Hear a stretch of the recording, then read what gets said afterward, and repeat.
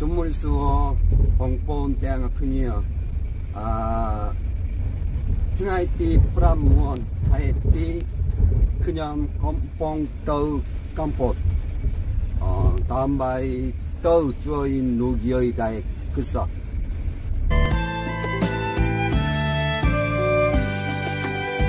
សោភ័ណ្ឌស្ត្រីតម្លៃសមនឹងចរិយានាមដូចបុប្ផាក្លិនក្រអូបសពបុរីគេឈ្មោះអូនល្អបងលួចគួចចិត្តប៉ែតដីស្នេហ៍បោស្បាស្រីយកចិត្តភក្តីចុះកិច្ចកងត្រាសម្បត្តិបេះដូងគឺជាទ្រព្យគប់ជីវិតមរតកចិត្តថ្លៃខ្ពស់ហួងខសន្យាហ៊ានប្រគល់ជូ